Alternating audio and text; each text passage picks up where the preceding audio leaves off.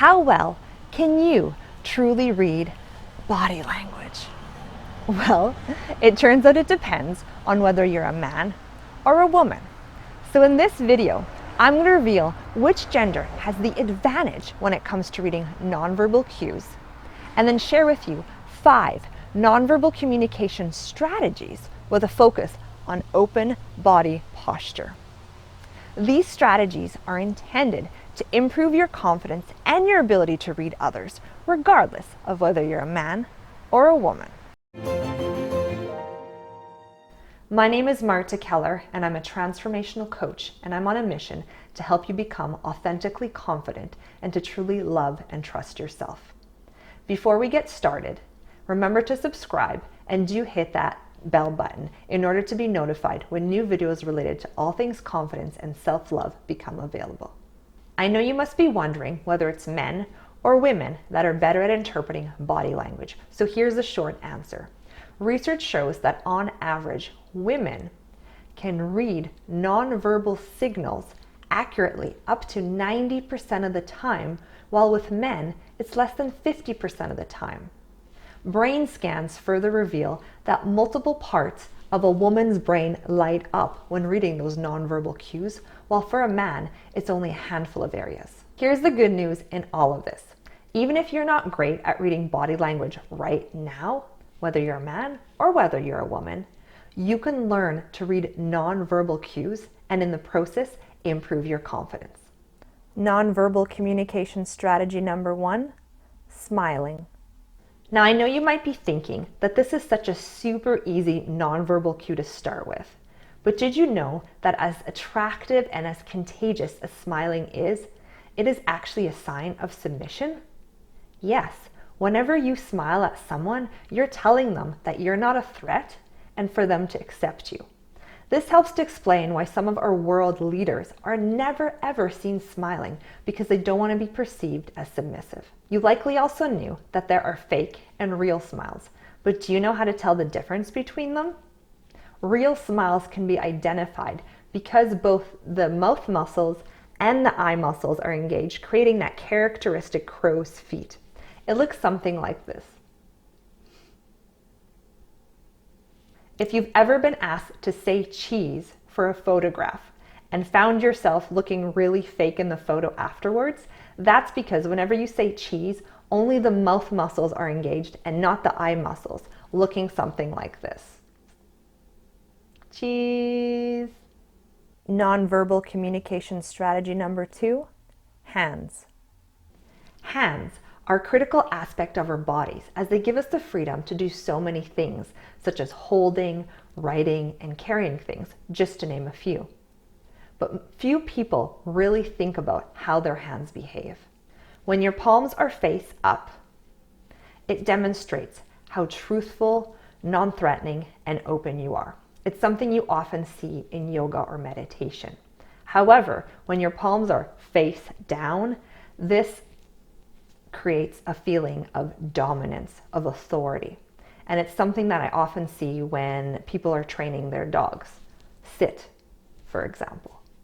There's also the palm closed, finger pointing position that people tend to use. And as you're probably noticing as I'm doing this to you right now, it's not a very pleasant feeling. A lot of negativity tends to be evoked. So a better way, especially if you're going to be pointing at something, is to open up your palm and point with your fingers like this. Nonverbal communication strategy number 3, open arms. When people feel threatened, nervous, or defensive, or any other less desirable feeling, they tend to cover their bodies with their arm, either with one or with the other, like so. The effect of this is to physically protect the body and the vital organs such as our lungs and our heart from actually being injured. Women also tend to bring their hands to their neck when they're feeling nervous, which again is another vulnerable area. Some people claim that folding their arms across their chest or their bodies is simply comfortable to them, and that's why they do it. If this is a statement that rings true for you, I'm curious. What is it exactly about this position that's comfortable to you? Let me know in the comments below. When I got real with myself, I realized the reason I was crossing my arms is because for the longest time, I didn't trust other people. I was defensive, I was anxious, and even threatened by them. So of course, it was only natural for me to want to protect my body.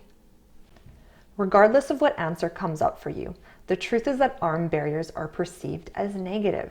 They also reduce your credibility and they make you seem unapproachable. So unless your intention is to keep everyone far away from you, uncross your arms. Nonverbal communication strategy number 4, body direction. The direction of your body and your feet signals to others where you prefer to be. This means even though it seems like someone is interested in talking to you because their face is towards you, they're smiling, the direction of their body may be telling a different story. If you're in a conversation with someone and both your bodies and your feet are facing one another, this is a really positive sign and means you do not want to be disturbed. However, if you're in a conversation with someone and one of the feet is turned away, this may signal that they are less interested and they may want to go.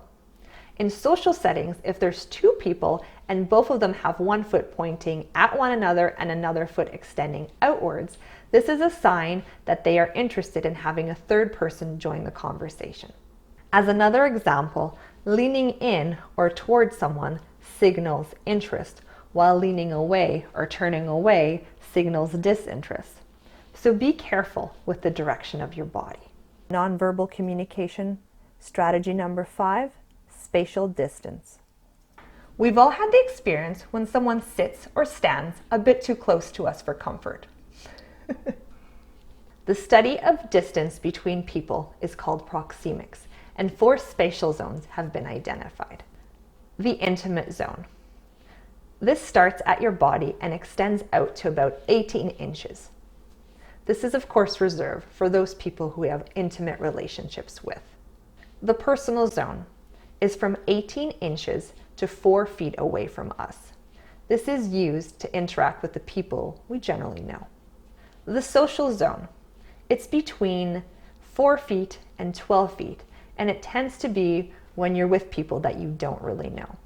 The public zone, this is anywhere beyond 12 feet, and it tends to be when you're addressing a larger group, or sometimes even when you're in a public setting, for an example, on a street. People tend to want to keep their distance whenever they're able to do so. Keep in mind that these are just general guidelines, as every person's spatial preference is going to be based on their life experiences. Women, on average, tend to prefer to be a little bit closer, while men prefer to be a little bit further away. One of the most important nonverbal cues to look for when it comes to spatial distance is when someone either leans back or physically takes a step back. This means that you've actually infringed on one of their spatial zones and on their comfort. If this happens to you, the key is not to move any closer because you're going to make them even more uncomfortable and they're likely going to back up even more. Instead, you want to stay where you are, or you may even consider taking a very tiny step backwards in order to give them the space that they want. And over time, as your conversation continues, you'll naturally adjust your spatial difference. If you don't do this and you move in, you may just ruin an opportunity to connect with someone. Now you know some basic nonverbal cues, but do you know how to position your body in a way that makes you look and feel more confident on a regular basis? I want to help build your confidence. So I've created a free checklist called 12 Body Language Confidence Boosters that are guaranteed to help you look and even feel more confident. The link is available in the description below. If you like this video, give it a thumbs up, share it with someone who could use some help reading nonverbal cues, and do subscribe. Thank you so much for watching, and I'll see you in the next video.